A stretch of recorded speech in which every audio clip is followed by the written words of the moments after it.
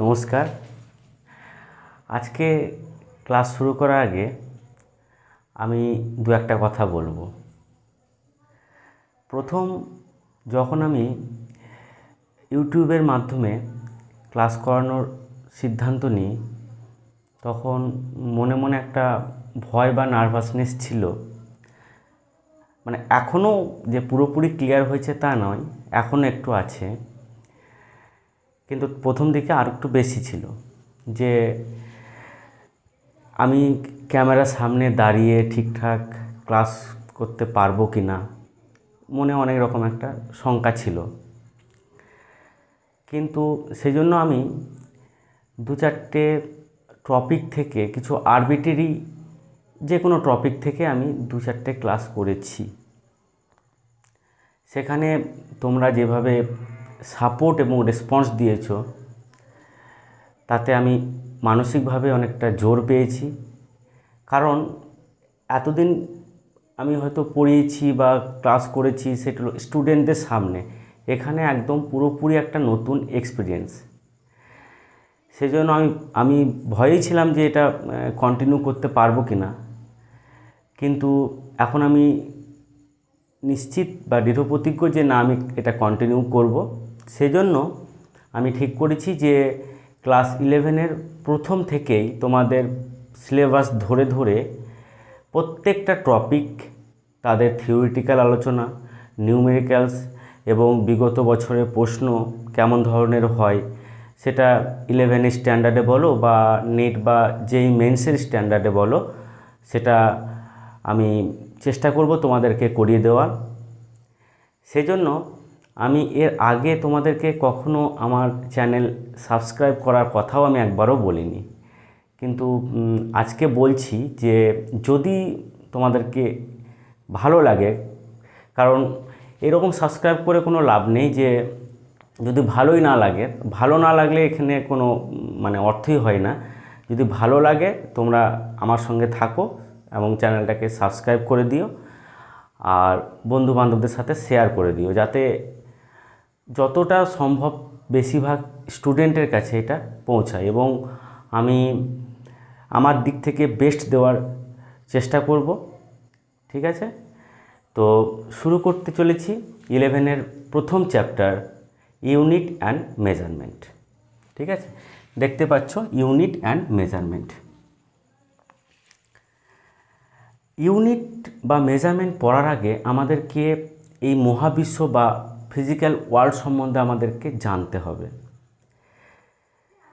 আমরা এই মহাবিশ্বের সমস্ত কিছু, যে সমস্ত ঘটনাবলী দেখি মহাবিশ্বের, তার মধ্যে সায়েন্টিস্টরা যেভাবে দেখেন, তারা দেখেন যে এই ঘটনাটা ঘটেছে, সেখান থেকে তারা ঘটনাটাকে ব্যাখ্যা করতে গিয়ে তারা বিভিন্ন ধরনের লর অবতারণা করেন। মানে কিছু যে এটা কেন ঘটলো তার পিছনে কারণ অনুসন্ধান করে তারা এটা ব্যাখ্যা দেন। তো এইভাবে দেখা গেল যে মেজারমেন্টের তো খুব প্রয়োজনীয়তা রয়েছে, যে মেজারমেন্ট আমাদেরকে করতে হবে, যে কোনো বিষয়ে মেজারমেন্টের খুব প্রয়োজনীয়তা রয়েছে। তো যত ধরনের কোয়ান্টিটি রয়েছে, কোয়ান্টিটি যাদেরকে আমরা বলি, তাদের মেজারমেন্ট করতে গিয়ে দেখা গেল যে আমরা ম্যাক্সিমাম বস্তুরই মেজারমেন্ট করতে পারি, কিন্তু কিছু কিছু এমন রয়েছে যাদেরকে মেজারমেন্ট আমরা করতে পারি না বা পরিমাপ করতে পারি না। তাহলে কোয়ান্টিটিসকে দুই ধরনের কোয়ান্টিটি হতে পারে। যেমন যদি বলা হয় যে আমরা জানি, এটা পড়ারও দরকার হয় না, দৈর্ঘ্য, ভর, সময়, ঠিক আছে, তাপমাত্রা বা আরও অনেক কিছুই, মানে এক কথায় বলা যাবে না, আমরা সব কিছুই মেজারমেন্ট করি। আবার কিছু কিছু আছে এমন যাদেরকে মেজারমেন্ট করা যায় না, যেমন আনন্দ, রাগ, দুঃখ, অর্থাৎ এক্সপ্রেশনসগুলোকে আমরা কিন্তু মেজারমেন্ট করতে পারি না। ঠিক আছে, তো কিছু কিছু কোয়ান্টিটি, ম্যাক্সিমাম কোয়ান্টিটিকে আমরা মেজারমেন্ট করতে পারি, আবার কিছু কিছু কোয়ান্টিটি আছে যাদেরকে মেজারমেন্ট করা সম্ভব হয় না। তাহলে কোয়ান্টিটিসকে আমরা বলতে পারি যে দু ধরনের কোয়ান্টিটিস হয়। কি কি কোয়ান্টিটি? একটা হচ্ছে তোমার physical quantities, physical quantities. Example হিসাবে তোমরা যদি বলো তাহলে তোমরা বলতে পারো মাস, লেন্থ, টাইম, টেম্পারেচার,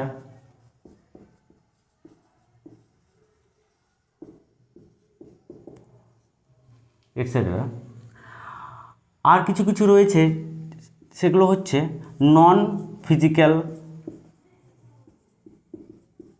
কোয়ান্টিটিস। যেমন ইমোশনস, এক্সপ্রেশন, যে এই জিনিসটা করে কতটা আনন্দ হয়েছে, এগুলোকে আমরা কিন্তু প্রকাশ করতে, বা কোনো একটা জায়গায় আঘাত লেগেছে কতটা ব্যথা হয়েছে, এই ব্যাপারগুলোকে কিন্তু আমরা পরিমাপ করতে পারি না। তার মানে ইমোশনস,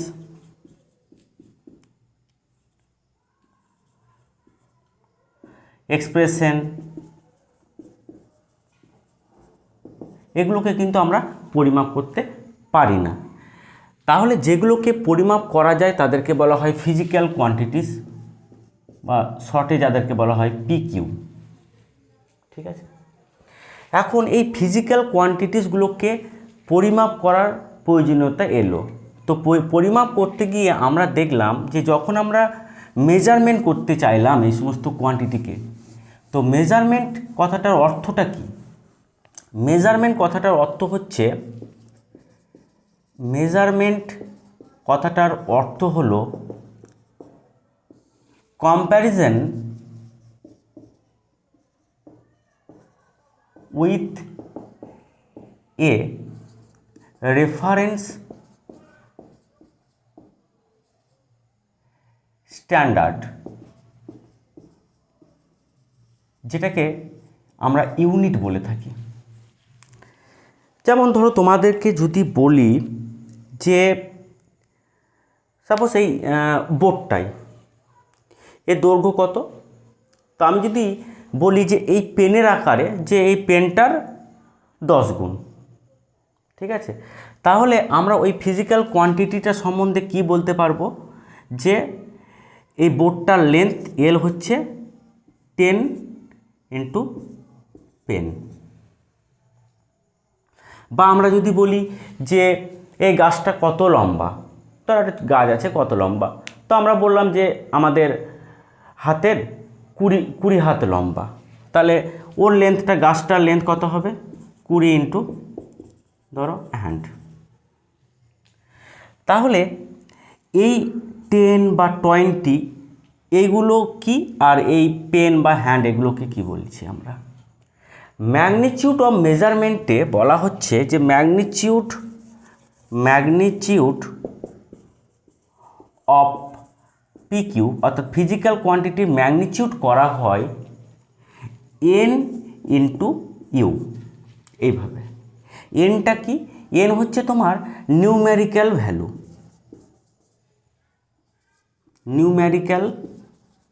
ভ্যালু, আর ইউ কি, ইউকে আমরা বলবো ইউনিট। ঠিক আছে, তাহলে এই ক্ষেত্রে দেখো 10টা হচ্ছে নিউমেরিক্যাল ভ্যালু, আর ইউনিট কি, পেন বা হ্যান্ড।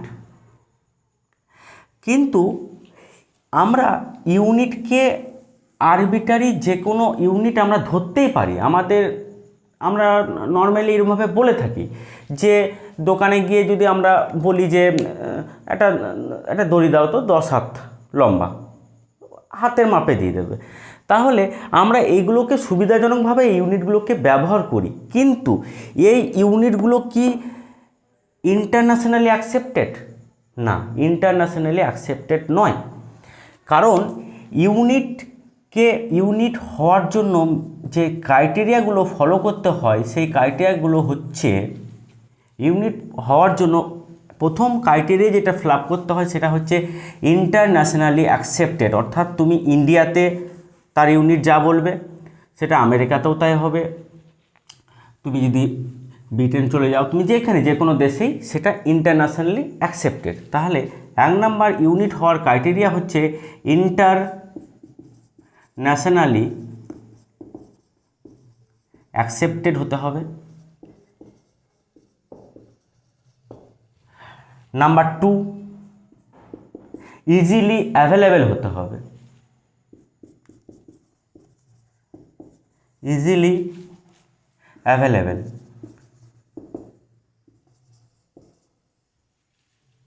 আর কি হতে হবে? ইনভ্যারিয়েবিলিটি থাকবে।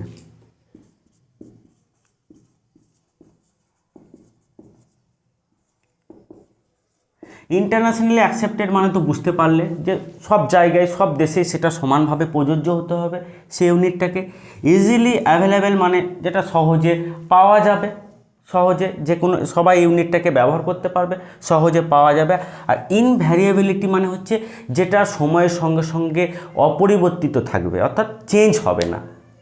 যেমন যদি বলি যে ধরো একটা বিল্ডিং আছে, বড় বিল্ডিং আছে, সেই বিল্ডিংটা বললাম যে একটা গাছ আছে, ধরো একটা ছোট গাছ আছে, তার 6 গুণ, তাহলে 6 টাইম ট্রি।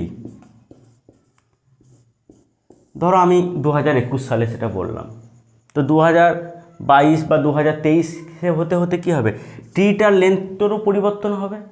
তাহলে তখন কিন্তু আমার এই জিনিসটা চলবে না, অর্থাৎ 6 ইন্টু ট্রি তখন তা চলবে না, তখন তো সেটা এখানে কমে যাবে আরও, তাই না?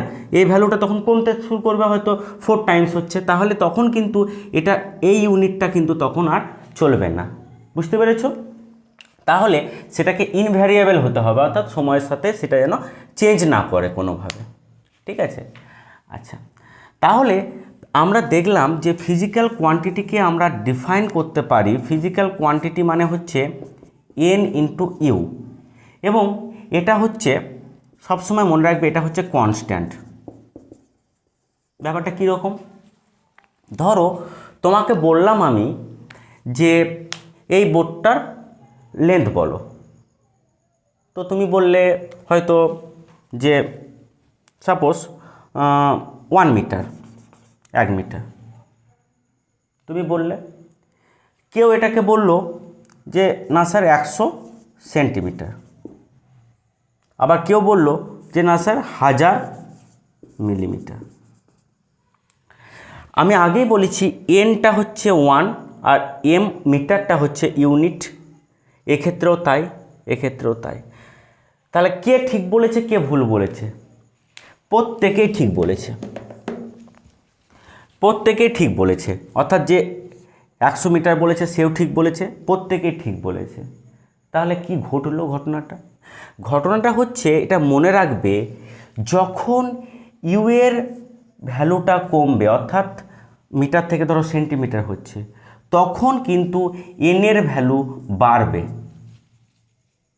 ঠিক আছে? যেমন ধরো এখানে মিটার থেকে সেন্টিমিটার হয়েছে, আর এখানে দেখো মিটার থেকে সেন্টিমিটার মানে কমে গেছে, 1 থেকে 100 মানে বেড়ে গেছে।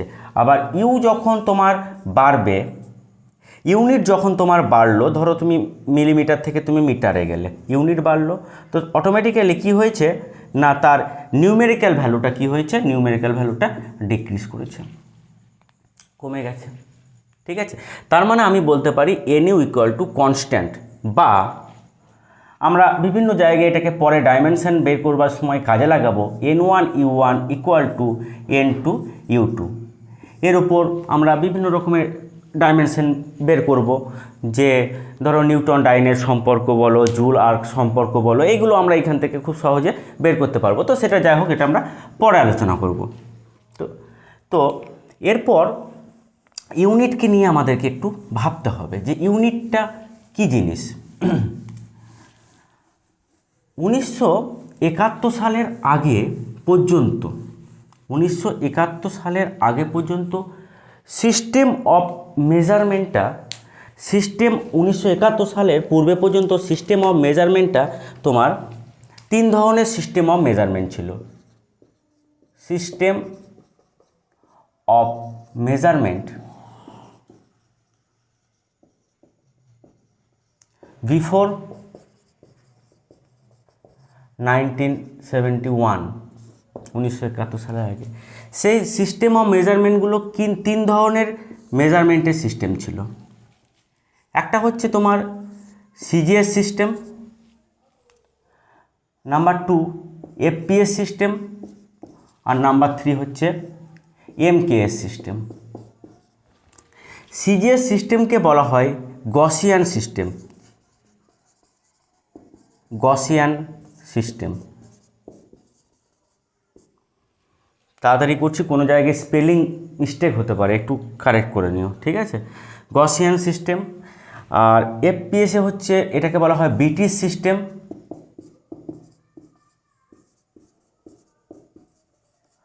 আর এমকেএসকে বলা হয় মেট্রিক সিস্টেম।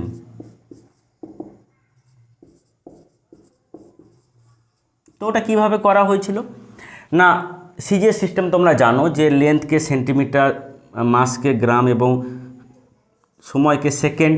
আর এফপিএসের ক্ষেত্রে ফুট, পাউন্ড, সেকেন্ড। মেট্রিক সিস্টেমের ক্ষেত্রে মিটার, কিলোগ্রাম, সেকেন্ড। কিন্তু এই পরবর্তীকালে 1971 সালে একটা সায়েন্টিস্টদের যে মিটিং হয়, সেখানে দেখা গেল যে এত কিছুকে বাদ দিয়ে সবার জন্য একটা সিস্টেম আনার চেষ্টা করা হলো, যেটাকে বলা হয় SI system. SI system, SI system অর্থাৎ এসআই ফুল ফর্ম হচ্ছে ইন্টারন্যাশনাল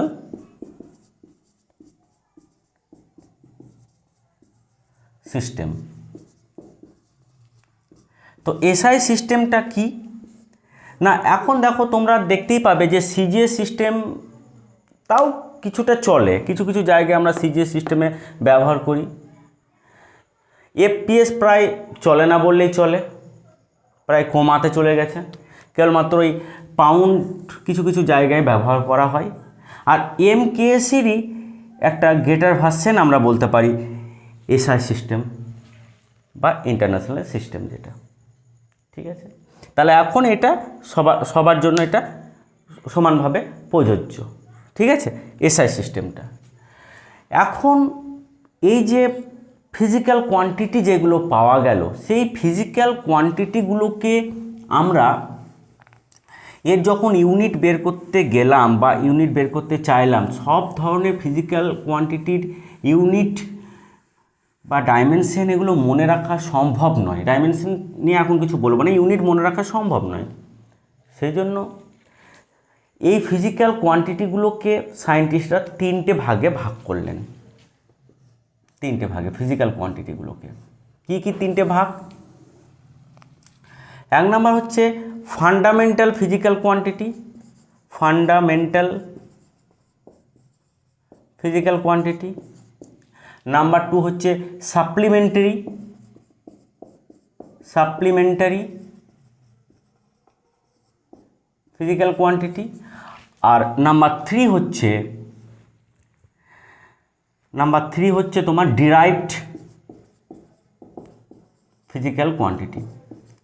তারা বেসিক 7টা ফিজিক্যাল কোয়ান্টিটিকে তারা বেসিক ধরে নিলেন। যেমন যদি আমাদেরকে বলা হয় যে আমাদের যে সংখ্যাতত্ত্ব নাম্বার সিস্টেম, সেখানে আমরা 0 থেকে 9 অবধি এটাকে বেসিক, মানে 0, 1, 2, 3 এগুলো কেউ কারোর উপর ডিপেন্ডেন্ট নয়, ঠিক আছে। যে কোনো সংখ্যাকে আমরা কি করতে পারি, এই 0 থেকে 9 সংখ্যার দ্বারা প্রকাশ করতে পারি। ধরো 75, তাহলে 7 আর 5, ঠিক আছে। কিন্তু 7 বা 5 এগুলো প্রকাশের জন্য আমার অন্য কারোর হেল্প লাগে না, ঠিক আছে না। বা ইংলিশ আলফাবেটে মানে এ থেকে জেড অবধি 26টা যে লেটার আছে, তো 26টা লেটারের মাধ্যমে আমরা তুমি যে কোনো কিছুই আমরা লিখতে পারি, যে কোনো ইংলিশে যে কোনো আমরা যে কোনো ধরো প্যারাগ্রাফ লিখছি বা যাই কিছু লিখছি না কেন, ওই 26টাকে তো আমরা ব্যবহার করে লিখছি। তাহলে ওগুলোকে আমরা কি বলতে পারি, ওগুলোকে হচ্ছে ফান্ডামেন্টাল ফিজিক্যাল কোয়ান্টিটি, ওগুলো হচ্ছে বেসিক, মূল, ঠিক আছে। আর দুটো রয়েছে তোমার সাপ্লিমেন্টারি ফিজিক্যাল কোয়ান্টিটি, দুটো সাপ্লিমেন্টারি ফিজিক্যাল কোয়ান্টিটি, ঠিক আছে। তো এটা সম্বন্ধে আমি পরে বলবো, মানে ফান্ডামেন্টালের সঙ্গেও এটা ভরে দেওয়া যায়, কিন্তু এটাকে আলাদাভাবে বলাটাই ভালো। দুটো হচ্ছে সাপ্লিমেন্টারি ফিজিক্যাল কোয়ান্টিটি। আর বাকি যত কিছু রয়েছে, যে হাজার হাজার লাখ লাখ যেগুলো রয়েছে, সবই হচ্ছে ড্রাইভড ফিজিক্যাল কোয়ান্টিটি। কারণ দেখো একটা জিনিস মনে করো, 0 থেকে 9 অবধি কিন্তু তুমি ফিজিক্যাল কোয়ান্টিটি, 0 থেকে 9 কিন্তু তোমার ফান্ডামেন্টাল। আর কত সংখ্যা তারপরে তোমার আছে যদি তোমাকে বলা হয়, তুমি এক্সাক্ট হিসাব কী করে বলবে? সংখ্যা তো বিভিন্ন তৈরি হতে পারে, প্রচুর ধরনের নাম্বার হতে পারে, তাই না? 1,10,75,726 নাও একটা সংখ্যা আমি বলে দিলাম, এরকম কত কত হতে পারে। তাহলে ড্রাইভডে সেরকম কিন্তু কোনো মানে এক্স্যাক্ট ফিগার বলতে পারবো না, ঠিক আছে? তাহলে ফান্ডামেন্টাল ফিজিক্যাল কোয়ান্টিটি, এবার ক্লাস তোমার 9-এ চলে এলাম। এখানে কিন্তু ফান্ডামেন্টাল ফিজিক্যাল কোয়ান্টিটি তোমরা জানো 7টা ফান্ডামেন্টাল ফিজিক্যাল কোয়ান্টিটি হয়। একটা হচ্ছে লেন্থ, ঠিক আছে, যেটাকে এল দ্বারা প্রকাশ করা হয়, লেন্থ পরে দেখব আমরা। এবং সাইডে সাইডে আমরা ফান্ডামেন্টালের ইউনিটগুলোকে লিখে রাখি, এটা ফান্ডামেন্টালের ইউনিট লিখছি। লেন্থকে আমরা এসআই সিস্টেম আগেই বলেছি, ইন্টারন্যাশনাল সিস্টেমটা অ্যাকসেপ্টেড হয়েছে। লেন্থ হচ্ছে মিটার ইউনিট। 2 হচ্ছে মাস, তো এটাকে ক্যাপিটাল এম দ্বারা প্রকাশ করা হয় এবং এর ইউনিট তোমরা জানো কেজি। টাইম, তাকে ক্যাপিটাল টি দ্বারা প্রকাশ করা হয়, যার ইউনিট তোমরা জানো সেকেন্ড। নেক্সট টেম্পারেচার,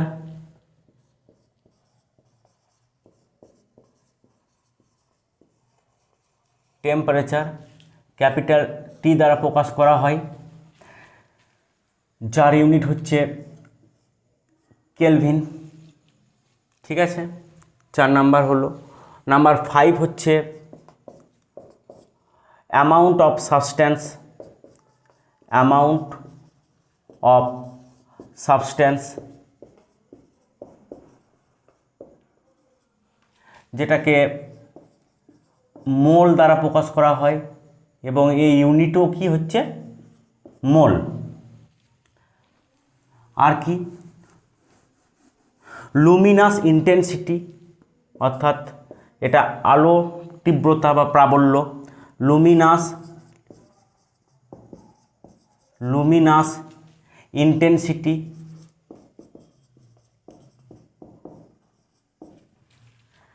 তো এটাকে ক্যান্ডেলা সিডি, ছোটো হাতে সি ছোটো হাতে ডি দ্বারা প্রকাশ করা হয়। আচ্ছা, আর একটা বাদ চলে গেল কি, electric current, electric current I দ্বারা এমনে প্রকাশ করা হয় এবং এটার ইউনিট হচ্ছে তোমার কি না অ্যাম্পিয়ার, ঠিক আছে? তাহলে আমরা বেসিক 7টা ফান্ডামেন্টাল রয়েছে, 7টা ফান্ডামেন্টাল ফিজিক্যাল কোয়ান্টিটি রয়েছে। তো এগুলো তো আমরা দেখলাম। আর রয়েছে কি দুটো তোমার সাপ্লিমেন্টারি রয়েছে। সাপ্লিমেন্টারিটা একটু ভালো করে বুঝবে। দুটো সাপ্লিমেন্টারি কি কি রয়েছে? সাপ্লিমেন্টারি দুটো রয়েছে। 1 নাম্বার হচ্ছে প্লেন অ্যাঙ্গেল, নাম্বার 1 হচ্ছে প্লেন অ্যাঙ্গেল, ঠিক আছে? প্লেন অ্যাঙ্গেল, প্লেন অ্যাঙ্গেলটা কি? ধরো এটাকে আমরা সাধারণত অ্যাঙ্গেল বলি, এটা হচ্ছে অ্যাঙ্গেল। আর এটা কি না একটা বৃত্তচাপ, সার্কেল যদি হতো, ধরো এটা একটা বৃত্তচাপ, সেটা কি, সেটাকে আর্ক বলি। আর এটা হচ্ছে তার রেডিয়াস। তাহলে প্লেন অ্যাঙ্গেল সমান হচ্ছে আর্ক পার রেডিয়াস। অর্থাৎ এটা যদি এস হতো, তার মানে এস বাই আর। এর ইউনিট কি? এর ইউনিট হচ্ছে রেডিয়ান, ঠিক আছে? আচ্ছা, তোমরাই বলো তো যে এটা যদি পুরো এক পাক ঘুরে আসতো তাহলে ডিগ্রি কত হতো? 360 ডিগ্রি। তাহলে এদের সম্পর্কটা মনে রাখবে যে 360 degree equal to 2 pi radian. আর একটা জিনিস আমি একটু মনে রাখতে বলি যে 1 রেডিয়ান সমান কত ডিগ্রি, সেটা একটু মনে রেখে দিও। তাহলে পাই রেডিয়ান সমান কত? 180 ডিগ্রি। তাহলে 1 রেডিয়ান সমান কত? 180/পাই, মানে 180/3.14 মানে এটা আসে নিয়ার অ্যাবাউট ওই 57.29 ডিগ্রি মতন। তাহলে রেডিয়ানের সঙ্গে ডিগ্রির সম্পর্ক হচ্ছে 1 রেডিয়ান ইকুয়াল টু 57.29 ডিগ্রি। ঠিক আছে, তো এটা হচ্ছে প্লেন অ্যাঙ্গেল। আচ্ছা, এই সম্বন্ধে আমি একটা বলে রাখি যে পরে আমরা দেখব যে ডাইমেনশনের সময় যে এদের ইউনিট আছে কিন্তু এরা ডাইমেনশনলেস। দুটো সাপ্লিমেন্টারি যে ফিজিক্যাল কোয়ান্টিটি সেই সম্বন্ধেই বলা যায় যে both have units but no dimension, ওদের ডাইমেনশন নেই। তাহলে এটা হচ্ছে তোমার প্লেন অ্যাঙ্গেল, মানে সিম্পল অ্যাঙ্গেল বলতে আমরা যেটা বুঝি প্লেন অ্যাঙ্গেল। আর এক ধরনের অ্যাঙ্গেল হয় সেটাকে আমরা বলি, তোমরা একটু একটু নোট করে নিও, এগুলো সব তোমাদের এগুলো সব কাজে লাগবে পরে ছোট করে। Solid angle. Solid angle, solid অ্যাঙ্গেলটা কি? সলিড অ্যাঙ্গেল মানে ধরো এখানে কোনো একটা বিন্দু আছে, কোনো একটা তোমাকে 3D একটা সারফেস দেওয়া হলো, একটা ক্ষেত্রফল দেওয়া হলো, তোমাকে বললো যে এই ক্ষেত্রফলটা এখানকে কতটা আড়াল করেছে। বা দেখবে যে আমরা অনেক সময় ঠোঙাতে ঝালমুড়ি যে খাই বা শঙ্কুর মতো যে শেপ, তুমি ভাবো যে এইভাবে এরমভাবে শেপ থাকে, তো এরমভাবে শেপ থাকে, তাহলে ঝালমুড়ি ঠোঙাটা এরকম টাইপের হয়। তাহলে এই এরিয়াটা, এই যে এরিয়া এখানকে কতটা আড়াল করেছে সলিড অ্যাঙ্গেল। ঠিক আছে, এখানে কতটা আড়াল করেছে। তাহলে সলিড অ্যাঙ্গেল সমান আমরা বলবো এর ফর্মুলাটা হচ্ছে এরিয়া বাই এই যে ডিস্টেন্স যদি আর হয় তাহলে রেডিয়াসেস স্কোয়ার। ঠিক আছে, এটা আরও ডিটেলস আলোচনা করব আমরা যখন ক্লাস 12-এ পড়বো তখন এটা নিয়ে অনেক ডিটেলস আলোচনা করব। ধরো এখানে একটা বিন্দু আছে আর এখানে ধরো কোনো একটা সারফেস আছে। তো প্লেন অ্যাঙ্গেলের ক্ষেত্রে তুমি একটা জিনিস লক্ষ্য করবে, প্লেন অ্যাঙ্গেলের ক্ষেত্রে কিন্তু দুটোই কেবলমাত্র রেখা হয়েছিল, একটা রেখা প্লেন অ্যাঙ্গেলের ক্ষেত্রে। এই ক্ষেত্রে কিন্তু প্রচুর রেখা হতে পারে, কারণ ধরো এখানে একটা বিন্দু আছে, এখানে সারফেস আছে, তাহলে প্রত্যেকটা রেডিয়াস, অসংখ্য রেডিয়াস আছে। তাহলে এখানে কতটা আড়াল করছে তার ফর্মুলাটা আমি কি বললাম, যে এরিয়া বাই আর স্কোয়ার। আচ্ছা, তুমি যদি বলো যে আচ্ছা এই যদি পুরো গোলক যদি হতো, একটা স্ফিয়ার হতো, তাহলে সে কতটা সলিড অ্যাঙ্গেল উৎপন্ন করে কেন্দ্রে। আচ্ছা, গোলকের এরিয়া বলো আমাকে। গোলকের এরিয়া হচ্ছে 4π কত আর স্কোয়ার, গোলকের এরিয়া। আর গোলকের ধরো ব্যাসার্ধ হচ্ছে স্মল আর, তাহলে এটা কত হবে আর স্কোয়ার, কেটে গেল, তাহলে কত হলো 4π। তাহলে মনে রেখে দিও যে একটা একটা গোলক কত সলিড অ্যাঙ্গেল উৎপন্ন করে কেন্দ্রে 4π, এই রেজাল্টটা পরে কাজে লাগবে। আচ্ছা, যদি অর্ধগোলক হতো, অর্ধগোলক হলে কি হতো? অর্ধগোলক হলে তোমার তখন কত হতো, এর অর্ধেক হয়ে যেত, কারণ তখন এরিয়াটা হতো কত 2π আর স্কোয়ার। তাহলে 2π আর স্কোয়ার বাই আর স্কোয়ার, তাহলে কত হতো 2π হতো।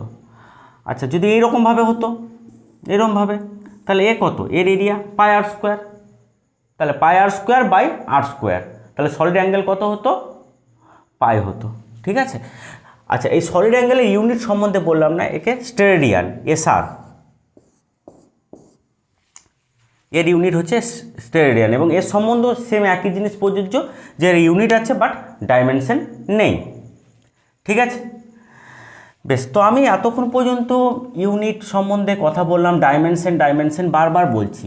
এবার ডাইমেনশনটা কি, তোমাদের তো কিছুটা আইডিয়া আছেই, ডাইমেনশন তোমরা বেরও করেছো। ডাইমেনশন বলতে গেলে আমাদের প্রত্যেকের একটা মানে সবার না, অনেকেরই একটা ভুল কনসেপশন থাকে। ডাইমেনশন মানে সাধারণত আমরা মেকানিক্সের ক্ষেত্রে কি, যে দৈর্ঘ্যের জন্য এল, ভরের জন্য এম, সময়ের জন্য টি, এগুলোকে আমরা সাধারণত বলে থাকি MLT, এই তিনটে দিয়েই মেকানিক্স প্রায় হয়ে যায়।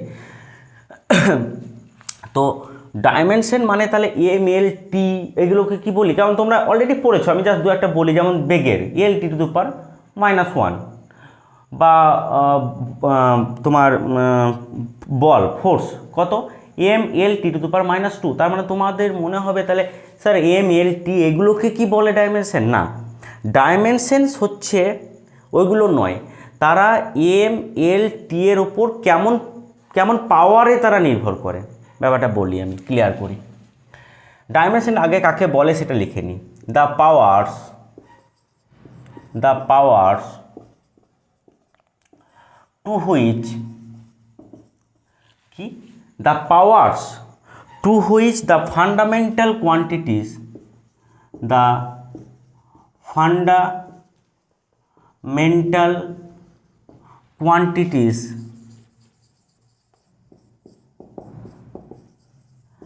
আর রেস্ট কি করতে না, রেস্ট টু রিপ্রেজেন্ট দ্য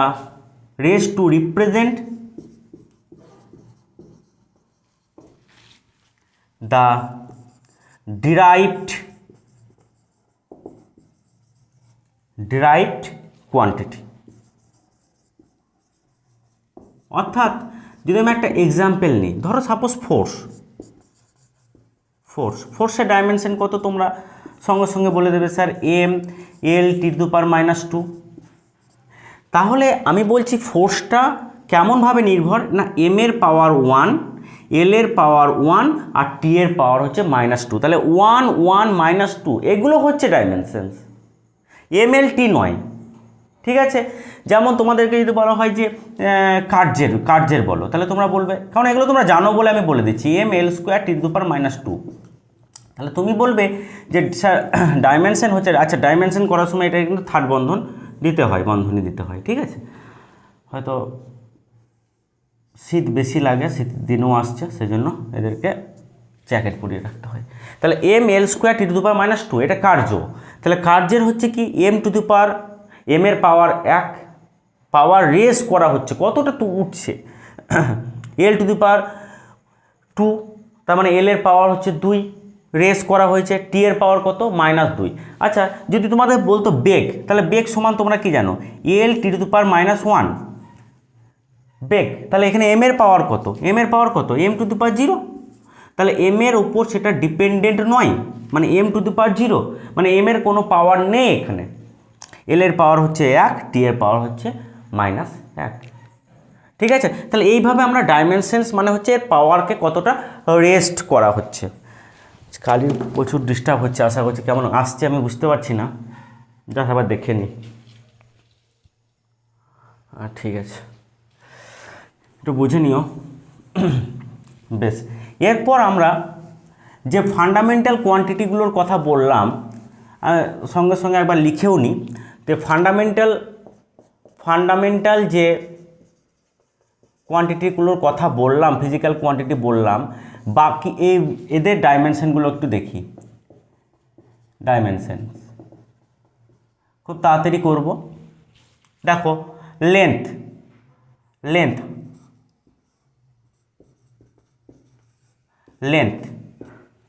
এটা হচ্ছে ক্যাপিটাল L,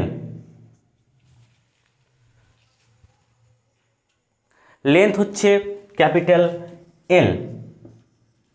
আচ্ছা, মাস ক্যাপিটাল M,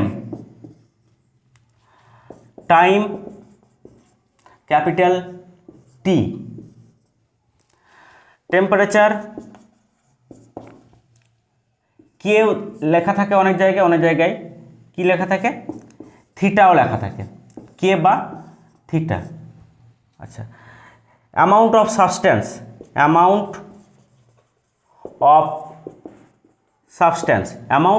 পদার্থের পরিমাণ, যেটা হচ্ছে মোল।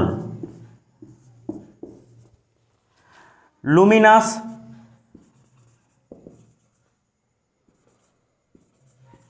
ইন্টেন্সিটি, লুমিনাস ইন্টেন্সিটি হচ্ছে তোমার সিডি। আর কে বাদ গেল, 3টে 4টে 5টে 6টা, আর একটা হচ্ছে তোমার বারবার বাদ যাচ্ছে, ইলেকট্রিক কারেন্ট। ইলেকট্রিক কারেন্ট কিন্তু ফান্ডামেন্টাল, হ্যাঁ, কিন্তু ইলেকট্রিক চার্জ কিন্তু নয়।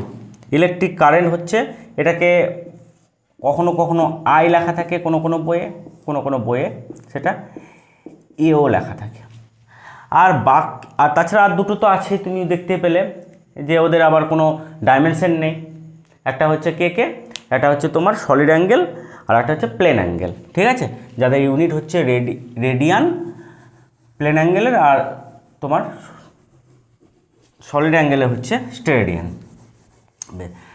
এবার বাকি আরও কিছু ড্রাইভড আছে যেগুলো তোমরা অলরেডি, কারণ এর কোনো শেষ নেই, ডাইমেনশন বের করার কোনো শেষ নেই। আমি আগেই বলেছি প্রচুর ফিজিক্যাল কোয়ান্টিটি হয়, তাহলে এদের ফিজিক্যাল কোয়ান্টিটিগুলো ড্রাইভড, অনেক ধরনের ড্রাইভড হয়, সেই জন্য আমরা সব তো সম্ভব নয়। তবে তোমরা যেগুলো মোটামুটি পড়েছো সেগুলোর উপরে আমি আজকে ফোকাসটা রাখছি। নেক্সট দিন আমি আরও কিছু নতুন আলোচনা করব। তো দেখি, যেমন ধরো ডিরাইভড ফিজিক্যাল কোয়ান্টিটি, তার সাথে সাথে ইউনিটটাও লিখে রাখি, ইউনিট আর ডাইমেনশন। আচ্ছা, প্রথমেই যদি বলি এরিয়া, ক্ষেত্রফলের ইউনিট কি? এসআই সিস্টেমেই বলছি আমি, মিটার স্কোয়ার। তাহলে এর ডাইমেনশন কত হবে? এল স্কোয়ার। দৈর্ঘ্য তো, মিটার মানে দৈর্ঘ্য, এল স্কোয়ার। ইউনিট থেকেও কিন্তু তোমরা সহজেই ডাইমেনশন বের করতে পারো ইউনিটটা জানা থাকলে। তাহলে এল স্কোয়ার, তাহলে এল স্কোয়ার মানে কি? M to the power 0 L square T to the power 0, এইভাবে লিখতে পারি আমরা। মানে এম এল টি আকারে যদি তোমাকে প্রকাশ করতে বলা হয়, তাহলে শুধু এল স্কোয়ারও অনেক ক্ষেত্রে লেখা থাকে, অনেক ক্ষেত্রে M to the power 0 L square T to the power 0 এইভাবে লেখা হয়। এরিয়া, সাপোজ ধরো ভলিউমের ইউনিট কি? মিটার কিউব, তার মানে এল কিউব। তাহলে এটাকে তুমি কি আর কি লিখতে পারো? M to the power 0 T to the power 0, কারণ ভলিউম এদের উপর ডিপেন্ড করে না, কার উপর? এম এর উপর আর টি এর উপর। তারপর ধরো ডেনসিটি। আচ্ছা, ডেনসিটি মানে কি?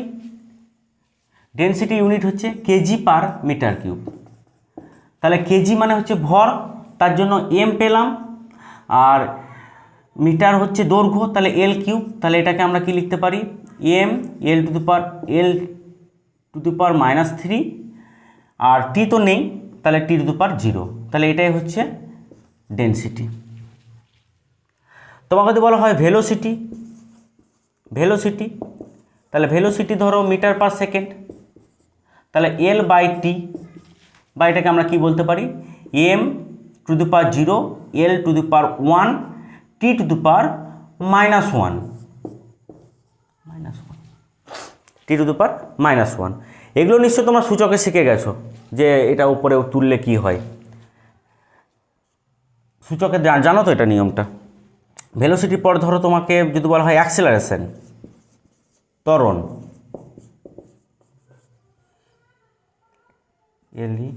অ্যাক্সেলারেশন। আচ্ছা, অ্যাক্সেলারেশন হচ্ছে কি? মিটার পার সেকেন্ড স্কোয়ার, তার মানে এল বাই টি স্কোয়ার। তাহলে এটাকে আমরা কিভাবে লিখতে পারি? M to the power 0 L T to the power -2। কালি আজকে অনেক ডিস্টার্ব করছে। আচ্ছা, অ্যাক্সেলারেশন হলো। তবে আরও কিছু লিখি যেগুলো তোমরা জানো, আমি নতুন কিচ্ছু বলিনি আজকে, ডাইমেনশন সম্বন্ধে নতুন কিছু বলিনি আজকে, বলবেও না, পরের দিন আরও অনেক ডিটেলস আলোচনা করব।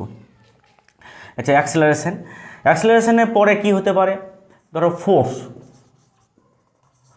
সমান তোমরা জানো কি? মাস ইন্টু অ্যাক্সেলারেশন, তাই না? F equal to M A. তাহলে মাসের জন্য আমরা জানি কেজি, আর অ্যাক্সেলারেশনের জন্য কি লাগে? Metre per second square. তাহলে ইউনিট যখনই পেয়ে গেছি আমি তৈরি করে নিতে পারবো, এম মিটারের জন্য এল বাই টি স্কোয়ার, তার মানে এটা কত হয়ে যাবে? M L T to the power -2 force. ধরো মোমেন্টাম কি হবে? মোমেন্টাম হবে কেজি মিটার পার সেকেন্ড, ভরবেগ। তাহলে এম এল বাই টি, তার মানে কত? M L T to the power -1 momentum. তারপর তোমাদেরকে যদি বলা হয় কার্য বা শক্তি, কার্য বা শক্তি একই, তোমরা জানোই মাত্রাগতভাবে, ইউনিটগতভাবে। তাহলে ওয়ার্ক বা এনার্জি এর মাত্রা কত হবে? এর মাত্রা হবে কি? ওয়ার্ক বলতে গেলে আমরা কি বুঝি বলো? ওয়ার্ক হচ্ছে